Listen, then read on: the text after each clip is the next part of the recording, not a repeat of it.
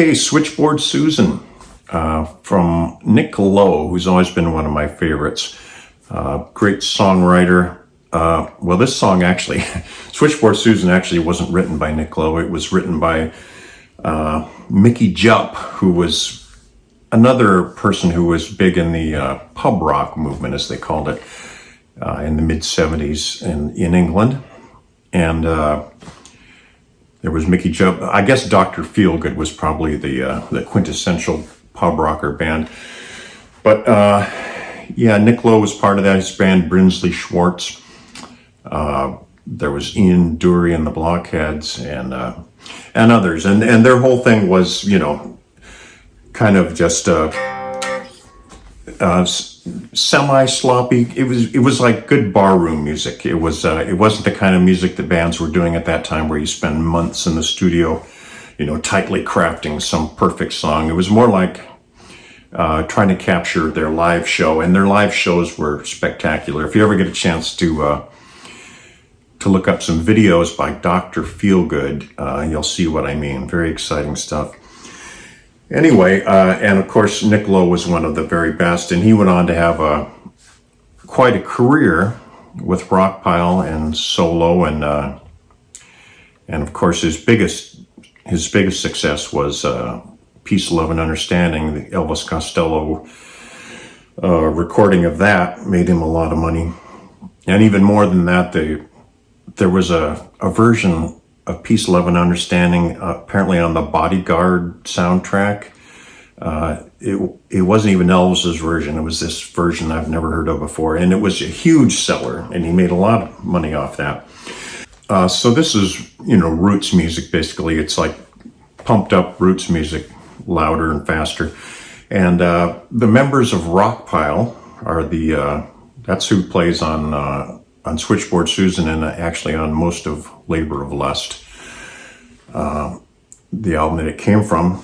And so that would be Billy Bremner and Dave Edmunds on guitars. And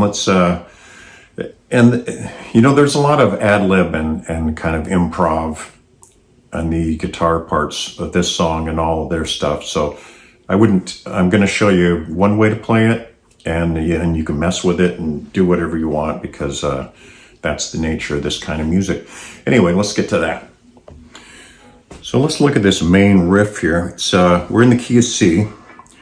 You're holding down a C bar chord like this at the 3rd fret. The root is on the A string, and we're kind of not really playing the major third. We're mostly playing these like a power chord, those 3 strings.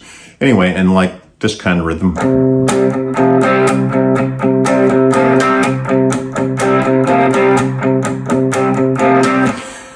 And then it does this thing.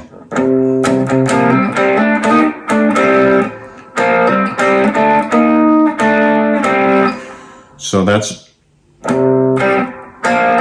you're hammering on from the 3rd fret to the 5th fret on this pair of strings here, the G and the D. And then you go up here to the 5th fret on the same pair of strings, and there's kind of a slide there.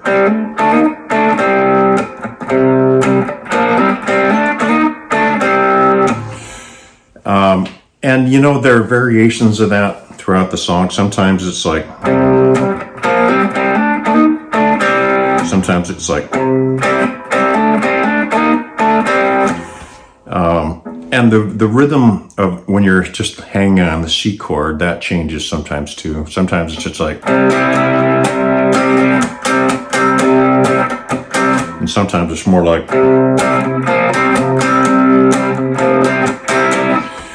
and also, of course, there are 2 guitars playing, and each one does their own slightly different version of it.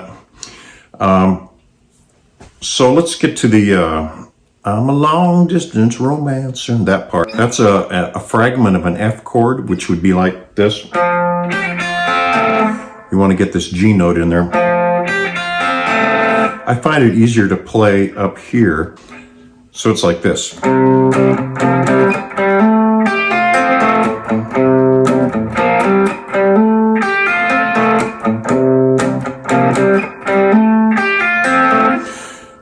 says a fragment of an F chord. It's you can kind of hammer that on if you want. It's the 7th fret of the D string, 5th fret of the G string, 6th fret of the B string, and really that's all you need is just those 3 notes. And then you add this thing in.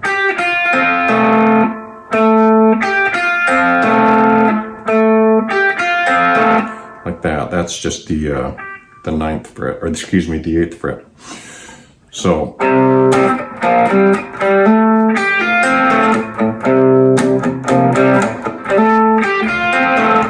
that sort of thing.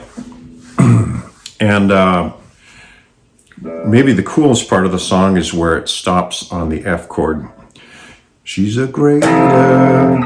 Well, basically, one guy holds down the F chord and the other guy is doing this. And that is 7th fret of the D string, 8th fret of the D string, 6th fret of the B string, and the 6th fret of the E string. And that outlines a B flat chord, while the bass is playing an F, and it really sounds cool to me anyway. So it's like...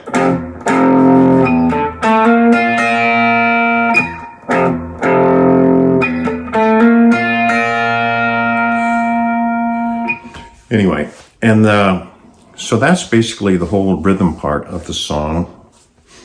Now let's have a look at this lead part. It's all a bluesy sort of thing, and it's in the blues scale, pretty much the pentatonic minor, key of C. So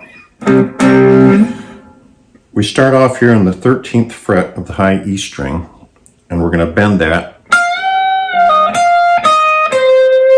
And we're going to play that like, and then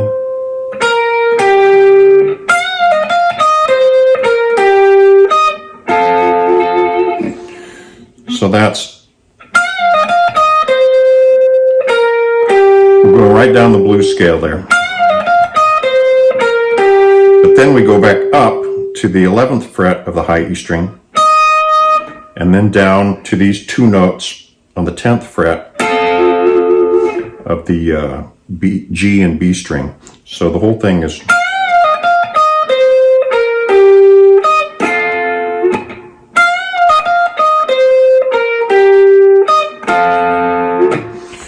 And that's the first part of this 4-part lead. The second part is very similar, except for the very last note. So it's like...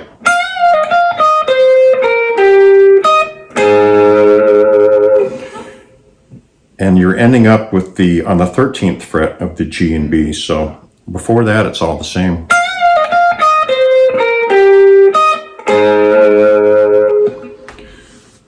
So to do the first part of the solo, I'll do both of the 2 parts.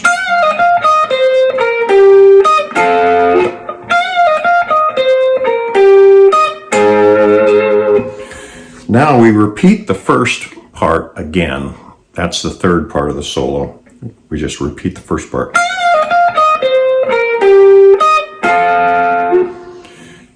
And then the last little lick, the 4th lick in this solo, is a little different. It's like this.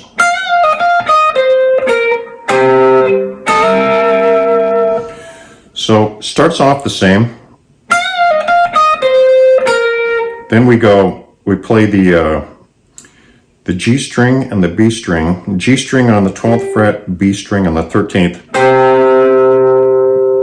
And then kind of slide up to the B string on the 11th fret and the high E string on the 12th fret. So the whole thing is like this.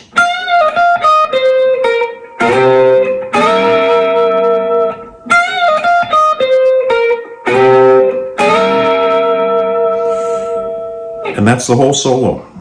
It's got a lot of reverb and slapback delay on it. It sounds really cool. It might even be doubled. It's hard to tell. But then it goes back into the...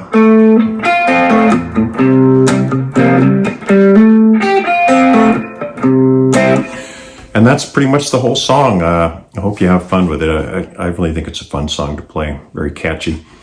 And I'll see you next time. Be sure to subscribe if you get anything out of these lessons. Thanks very much.